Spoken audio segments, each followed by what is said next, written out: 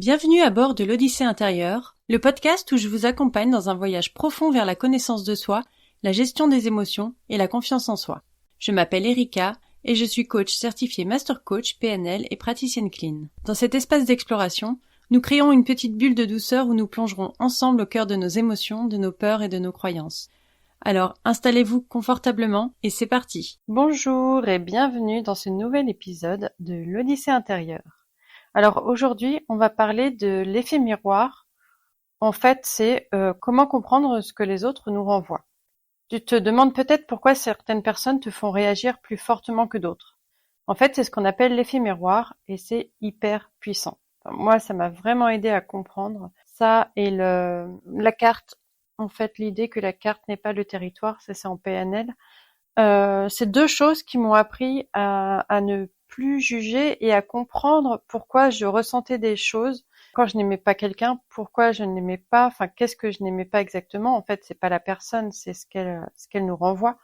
Et essayer par l'idée que la carte n'est pas le territoire, là c'est plutôt élargir son ouverture d'esprit, sa compréhension de l'autre, son empathie par rapport à sa vision à elle. Alors, qu'est-ce que le fait que tu aimes ou n'aimes pas quelqu'un révèle sur toi? Alors, il y a deux lectures dans l'effet miroir. La première, c'est quand nos émotions, nos attitudes, nos comportements se reflètent dans nos échanges avec les autres. C'est un peu en fait comme si nos émotions et nos comportements étaient un miroir pour les autres. Par exemple, tu es de mauvaise humeur et tu réponds sèchement à un collègue. Alors là, il y a de fortes chances que ton collègue réagisse aussi de manière négative. Parce que sans le savoir, tu as projeté ton humeur sur lui, et lui, il te l'a renvoyé. Ça, c'est l'effet miroir en pleine action. Si tu abordes une situation avec une attitude positive, une attitude ouverte, les gens, ils sont plus susceptibles de répondre de la même manière. Alors, en étant conscient de l'effet de nos propres émotions, nos propres comportements, l'effet qu'ils peuvent avoir sur les autres, on peut créer forcément des échanges plus positifs, plus constructifs, plus bienveillants. La deuxième lecture, c'est quand quelqu'un, son attitude, ses mots, ou peu importe, nous déplaisent ou au contraire nous plaisent. Alors pourquoi? Parce que souvent, c'est parce que soit on se reconnaît en cette personne, et donc forcément on l'aime bien, soit au contraire, elle ose assumer une partie de nous qu'on aimerait mettre plus en avant. Ou à l'inverse, quelque chose qui nous complexe, qui est en conflit avec nos valeurs, qui va faire quelqu'un qui va faire ce qu'on rêve inconsciemment de faire. Pour illustrer un peu, je vais te donner un exemple concret. On va prendre l'exemple de Léa. C'est une cadre. Elle a toujours eu du mal à s'affirmer dans son environnement de travail. Un jour, une nouvelle collègue, Marie, rejoint son équipe. Alors Marie, elle est super confiante, elle s'exprime hyper librement, elle n'hésite pas à partager ses idées, elle n'hésite pas vraiment à rentrer dans le tas, à être, à s'exprimer pleinement, quoi. Alors Léa, elle se rend compte qu'elle est à la fois admirative, mais aussi hyper agacée par l'attitude de Marie. Pourquoi? Parce que Marie incarne une partie d'elle-même, de Léa, qu'elle a toujours voulu exprimer. La confiance, l'assurance. Marie, elle représente ce que Léa rêve d'être. Mais elle représente aussi ce qu'elle craint. L'affirmation de soi, la possibilité de s'opposer, de confronter. Et voilà, c'est comme ça, en fait, les personnes qui nous entourent, elles peuvent agir comme des miroirs. Ces miroirs, ils reflètent nos qualités, celles qu'on souhaite, celles dont on n'a pas conscience, ce qu'on voudrait être. Et ça reflète aussi ce qui est contraire à nos valeurs ou ce qui nous met en face de nos insécurités, de nos peurs, de nos blocages. Et en fait, ce miroir, il faut prendre le temps de le creuser, il faut oser aussi. C'est pas toujours facile de se dire OK, elle, je l'aime pas, mais pourquoi? Qu'est-ce que ça dit de moi? Qu'est-ce que ça dit de mes besoins? Qu'est-ce que ça dit de mes valeurs? Qu'est-ce que ça dit de mes peurs? Mais faites cet exercice de quand quelqu'un vous irrite ou que vous n'aimez pas, dès que vous entrez en jugement, de vous dire pourquoi je juge cette personne? Qu'est-ce qui ne me plaît pas chez elle? Pourquoi ça ne me plaît pas? Quitte à creuser pourquoi? Mais là, vous comprendrez vraiment où est votre besoin, où est votre voilà ce que cette personne reflète que vous aimeriez avoir ou dont vous avez peur. Et en fait, comprendre ça, ça permet pour moi en tout cas, de ne plus détester quelqu'un. Parce qu'en fait, ça nous fait grandir, ça nous fait évoluer parce qu'on se rend compte de ce que ça reflète chez nous. Et soit on se connaît mieux, soit on peut éventuellement travailler sur ses peurs. Enfin, dans tous les cas, c'est hyper instructif. Donc vraiment, je vous invite à le faire. Là, si vous pouvez penser à quelqu'un que vous n'aimez pas et vous poser ces questions. Vous posez la question, qu'est-ce que ça dit de moi? Qu'est-ce que ça reflète? Qu'est-ce que j'aime pas chez cette personne? Et l'effet miroir dans nos relations perso, comme avec nos amis, notre famille ou notre conjoint, c'est pareil en fait. Il y avait un couple que je connais bien qui traversait une période bien tendue. Ils s'engueulaient pour un oui ou pour un non et ça devenait pesant et ça me faisait de la peine. Enfin, c'est pas cool de voir des gens qu'on aime se disputer et surtout que c'était juste une question de communication, comme souvent. De toute façon, c'est toujours le cas, mais voilà, en fait, en discutant avec ma copine, elle m'a confié qu'elle se sentait souvent sur la défensive et que oui, elle critiquait son mec pour des broutilles. Et forcément, lui, il réagissait exactement de la même manière. C'était un cercle vicieux, quand c'est pas l'un, c'est l'autre. Alors là, imaginez que chaque partenaire dans un couple possède un récipient qui est rempli de ses propres émotions, de ses propres attitudes, de ses propres comportements. Et quand ils interagissent l'un avec l'autre, c'est comme s'ils versaient un peu du contenu de leur récipient dans celui de l'autre. Si un des partenaires transvase des émotions positives, comme l'amour, la compréhension, le respect, ces sentiments, ils vont remplir le récipient de l'autre et influencer positivement sa réaction. Et en retour, ce partenaire est plus susceptible de répondre avec des émotions et des comportements positifs. À l'inverse, si un des partenaires verse des émotions négatives comme la colère, la critique, la rancœur, ça peut contaminer le récipient de l'autre. Et forcément, ça va provoquer des réactions négatives en retour. Alors après, il y a certaines personnes qui ne réagissent pas, qui ne renvoient rien en retour parce qu'elles cumulent tout à l'intérieur d'elles. Mais quand ça sort, c'est violent. Donc voilà, chacun a sa façon de réagir, mais dans tous les cas, il y a ce transvasement. Je sais pas si le mot est le bon. Dans tous les cas, il y a un transfert comme ça, et les émotions, les comportements négatifs s'accumulent et s'intensifient. Et la même chose se produit en entreprise. Une entreprise qui a un turnover élevé, dans laquelle les salariés ne se sentent pas bien, où le moral est bas. Souvent, la cause principale, c'est la manière dont les managers interagissent avec leur équipe. Un manager qui est stressé, qui est pressé, qui a une mentalité pas très coopérative, pas très pédagogue, pas très tout ce que vous voulez, il peut avoir tendance à être abrupt, pas encourageant, critiquant. Et forcément, ça se répercute sur les équipes qui elles-mêmes se critiquent, qui elles-mêmes se rabaissent, qui elles-mêmes se découragent. Et donc ça joue sur la productivité de l'équipe. Alors en apprenant à reconnaître et à gérer ses émotions, ce manager, en apprenant à gérer son propre stress et à avoir une attitude plus positive, plus soutenante envers ses équipes, ça peut tout changer dans l'ambiance de l'entreprise.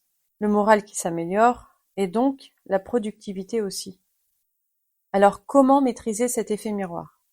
Quand tu aimes quelqu'un, ou au contraire quand tu ne l'aimes pas, demande-toi pourquoi. Qu'est-ce que tu aimes chez elle? Qu'est-ce que tu n'aimes pas? Pourquoi?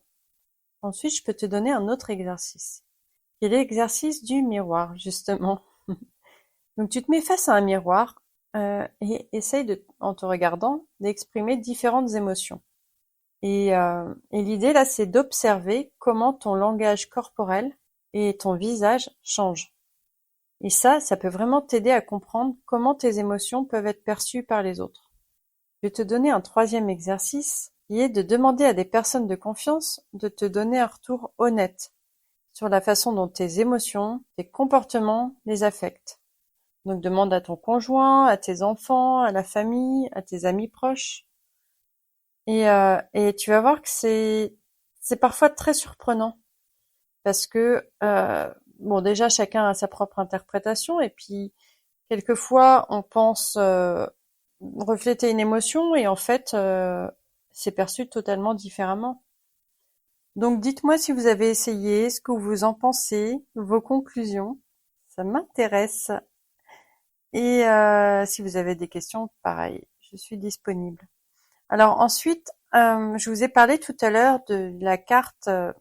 La carte n'est pas le territoire, c'est un des présupposés de la PNL.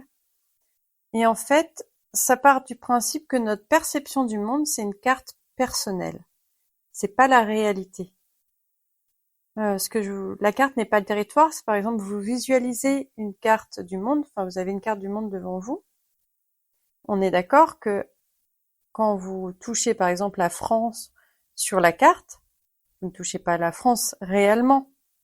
En fait, c'est la France, c'est le symbole, c'est la vision de la France globale, c'est pas la France.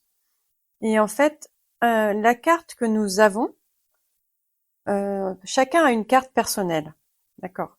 Donc la carte que nous avons, elle a été fondée sur nos croyances, nos valeurs, nos expériences, la manière dont nous avons été éduqués, et elle est vraiment unique à chacun de nous. Personne n'a exactement la même.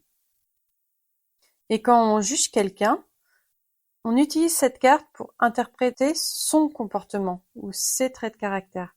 On utilise notre carte à nous. Et ce que tu vois à travers ta carte n'est pas la réalité de la personne, n'est pas sa carte à elle. Ce qui veut dire en fait que quand tu juges quelqu'un, ça en dit plus sur toi dans la mesure où ça en dit plus sur ta carte à toi que sur cette personne. Si tu juges quelqu'un que tu trouves distant, c'est peut-être que toi, tu as besoin de contact, que tu vis mal la solitude, que tu as peut-être besoin d'être rassuré. Autre chose, tu vis un moment difficile, par exemple, tu as raté ton examen. Ta carte à toi peut te faire voir ça comme un échec catastrophique, comme la fin du monde, comme un drame, alors qu'une autre personne pourrait le voir ce même événement, donc le fait d'avoir raté son examen, comme une opportunité d'apprentissage, de se dire bon bah je vais faire mieux la prochaine fois, je sais où j'ai raté, je sais où sont mes lacunes et je vais réviser pour la fois prochaine. Un autre exemple aussi, quand tu as une conversation avec quelqu'un, tu vas interpréter les mots, le langage corporel de l'autre à travers ta propre carte. Par exemple, si tu as tendance à être méfiante, tu pourrais interpréter un compliment comme étant sarcastique ou non sincère. Bon, sur ce sujet, il faut peut-être creuser la confiance en soi aussi. Mais voilà, tu peux avoir justement ta carte étant peut-être ce manque de confiance en toi. Tu vas l'interpréter de cette manière, même si c'était pas du tout l'intention de l'autre personne. Dans tous les cas, tes valeurs et tes croyances sont une partie hyper importante de ta carte. Elles influencent la façon dont tu perçois le monde. Si pour toi l'indépendance c'est hyper important, si c'est ta valeur phare, tu vas percevoir les demandes d'aide comme un signe de faiblesse, alors qu'une autre personne pourrait les voir comme du courage, un acte de courage. Tout ça pour te dire que notre carte personnelle, elle influence notre perception de la réalité. Elle affecte notre compréhension des événements, de la communication, des émotions, des valeurs et de notre image. Alors dans cet épisode, on a parlé de l'effet miroir, ce concept en fait qui implique que la manière dont nous percevons et nous réagissons aux autres reflète nos propres sentiments, nos pensées et nos expériences intérieures. C'est vraiment une introspection sur la façon dont nos interactions avec les autres peuvent révéler des aspects de notre propre personnalité. Je vous ai parlé également de la carte n'est pas le territoire, qui est un présupposé de la PNL, qui souligne que notre perception du monde, c'est une représentation subjective, qui est basée là aussi sur nos expériences, nos croyances et nos valeurs. C'est pas une représentation exacte de la réalité. Ce n'est pas objectif. Mais c'est une carte personnelle qui influence notre manière de voir et d'interpréter le monde. Et ces deux éléments, pour moi, font partie des clés fondamentales pour prendre conscience que nos perceptions, nos réactions, nos interprétations sont fortement influencées par notre cadre mental et émotionnel personnel. Et prendre conscience de ça, c'est avoir une meilleure compréhension de soi. C'est avoir de meilleures relations avec les autres, plus empathiques, plus conscientes et plus saines par rapport aux autres, mais aussi plus saines par rapport à soi-même. Donc on arrive à la fin de cet épisode. J'espère que pour toi ça a été intéressant, instructif.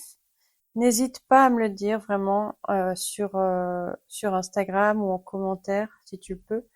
Ça me fait ça me fait du bien de savoir que ce que je fais est utile. Ça me guide aussi pour savoir ce qui vous intéresse ou ce qui vous intéresse moins.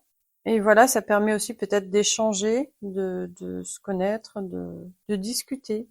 Donc, je t'encourage vraiment à réfléchir à ces points que j'ai abordés et à voir de quelle manière ça se manifeste dans tes relations, de quelle manière tu peux les utiliser. Donc, n'oublie pas de t'abonner au podcast pour ne manquer aucun épisode si tu es nouveau ou nouvelle, et de partager ce podcast à tes amis ou collègues, peut-être, qui pourraient en bénéficier, en tout cas qui pourraient être intéressés par le sujet. Je te souhaite une bonne semaine, je t'embrasse et je te dis à la semaine prochaine pour parler des croyances limitantes. À bientôt!